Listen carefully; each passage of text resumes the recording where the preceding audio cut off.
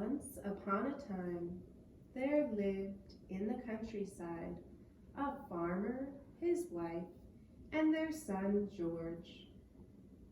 George was a good lad, kind and hard-working. He helped his parents as they gathered eggs and milked the cows and cared for all the animals. They planted seeds and tended their crops until harvest time. They sang as they worked, for they knew when the leaves turned golden and red and the cool winds came, their harvest would be rich and plentiful. We turn the earth, we plant the seeds, and help the sprouting plants grow tall and strong in golden sun and ripe at harvest time. However, one crisp autumn night, as they slept and dreamed, a dragon came to their kingdom.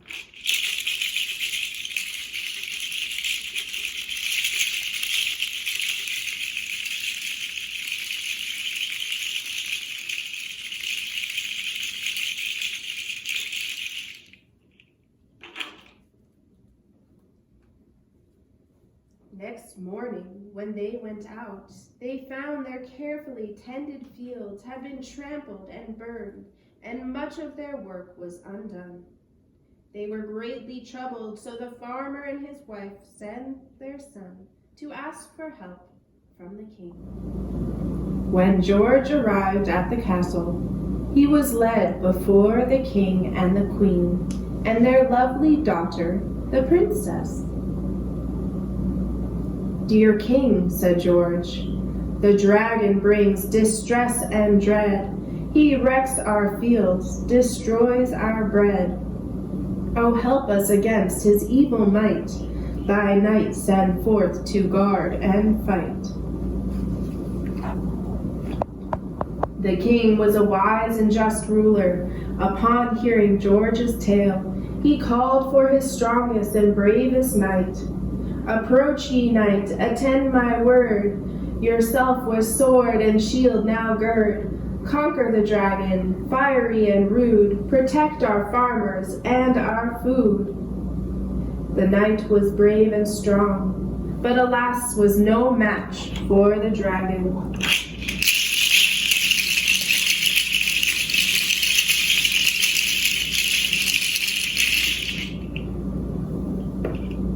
He soon overcame the knight and drove him back to the castle. The dragon approached the castle and called, "All have seen with dreadful fright. No one can withstand my might. The king's daughter give me to take, or town and tree and barn I'll break." The king and the queen said, "No, never." But the princess did not want to see the kingdom trampled. So she said calmly, "I will go to help my people and the land."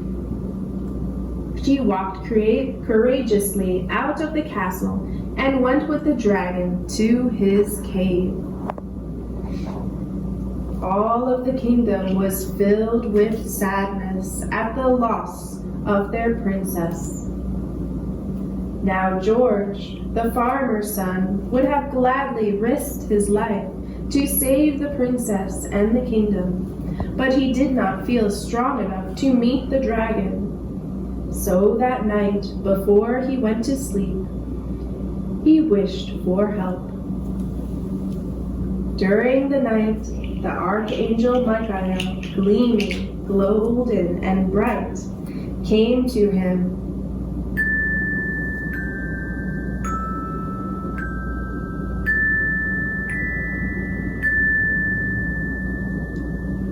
"Now listen, George, to what I say. The dragon you shall fight today.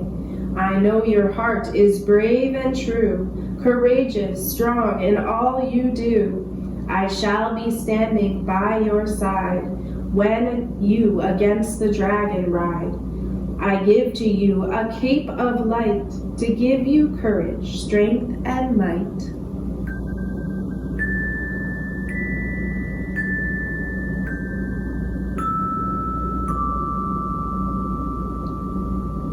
Seek the sword you will need from gnomes of old who will lead you to an ancient cave below where a sword of gold does glow.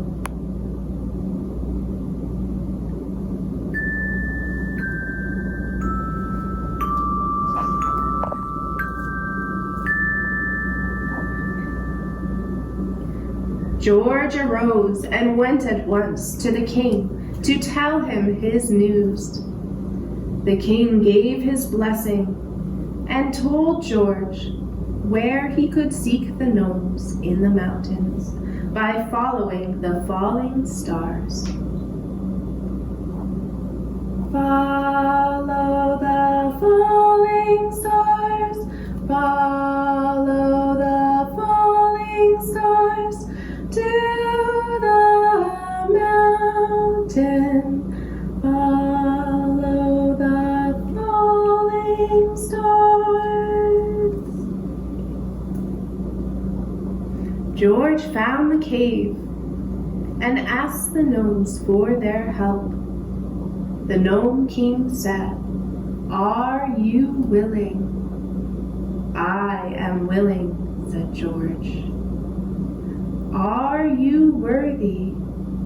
"I am worthy," said George. "I have my head, my heart, and my hands to do the good, the right, the kind, and the true. But who will give me the tools I need? A crown, a shield, a sword, and a steed?" The Gnome King says, "Here is a crown for your head."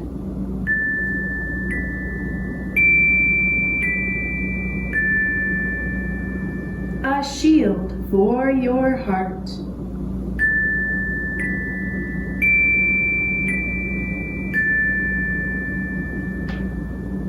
A sword for your hand.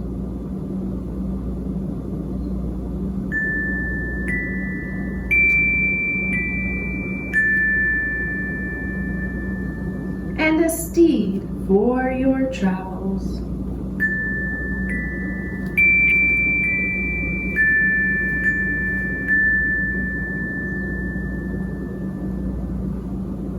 George took the gifts from the gnomes and set forth to the dragon's cave.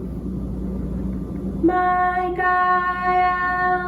hero of the sun, give us your sword, the battle has begun.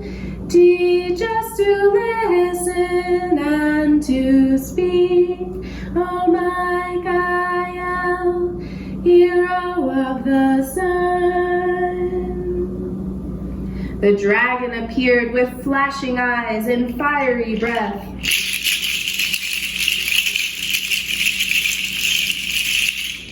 For a moment George trembled, but the archangel Michael, gleaming like the sun, came above him. And with their golden swords, George and Michael tamed the dragon.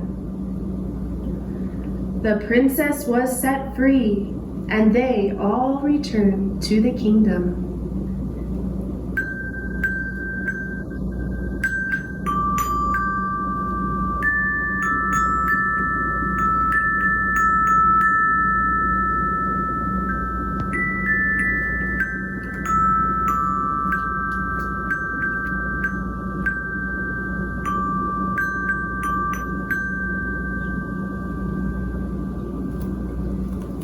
The whole kingdom came, rejoicing and singing. Come approach the golden door. Michael he stands before. With his golden sword in hand, he journeys round to every land.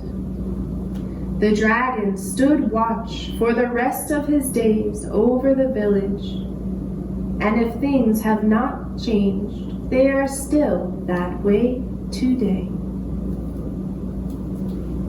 Snip, snap, snout. My story is told out.